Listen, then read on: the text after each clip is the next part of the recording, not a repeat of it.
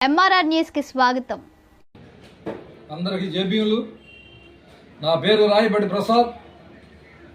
JBP party Palnadu జిల్లా ఇన్ఛార్జిగా కొనసాగుతున్న నాకు మరి పదవి బాధ్యతలు అప్పగించిన జడ్డిపాల వెంకటేష్ జాంబోరాజు గారికి నా హృదయపూర్వమైన ధన్యవాదాలు.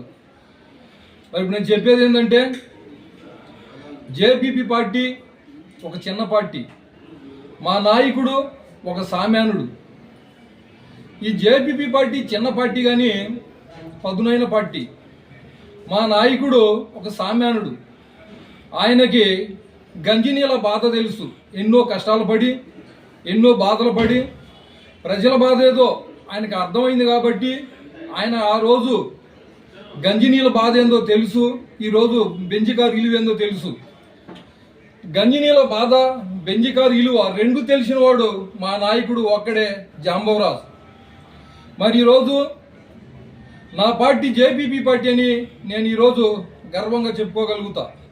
ఎందుకంటే ఈ ఒక సామాన్యమైన మా నాయకుడు ఈ ఒక చిన్న పార్టీతో 350 మందికి కాలనీ సాధించిన పార్టీ ఏది అంటే ఒక జేబీపీ పార్టీ అనే మీరు గుర్తుంచుకోవాలా. మరి ఈ రోజున పేద పిల్లలు చదువుకోలేక ఫీజులకి కొంతమంది ఇబ్బంది పడుతుంటే, మరి ఈ రోజున జేబీపీ పార్టీ అధ్యక్షుడైన ఈ జాంబవరాజు గారు 40 మంది పిల్లలకి ఫీజులుగా సాయపడటం జరిగింది. ఒక నాయకుడు మా నాయకుడేనని నేను ఈరోజు గర్వంగా చెప్పగలను. అందులో నా కూతురు ఉంది. నా కూతురు నెంబరు 36 నెంబరు. అంటే ఆయన చదివిస్తుంది, ఆయన సాయం చేస్తుంది 40 మందికి. మరి ఈ రోజున ఒక సామాన్యుడికే ఒక పేదవాడి బాధ ఏదో అర్థమైంది.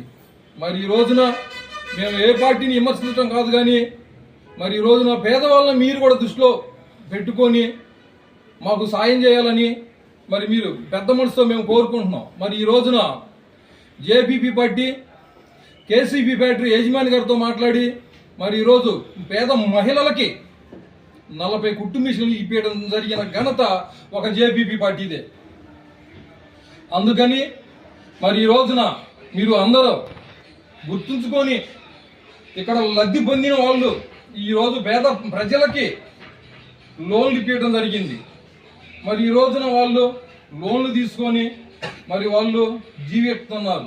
మరి అదే మీరు అధికార పార్టీలు మీరు అనుకుంటే పేద ప్రజలకు లోన్లు రావా? అదే మీరు అనుకుంటే ఈరోజు పేద ప్రజలకి సాయం అందదా? ఒక జేబీపీ పార్టీ తరపునే మరి ఈ రోజున మేము లబ్ధి పొందినామని మరి ఈరోజు మేము గర్వంగా చెప్పుకుంటున్నాం.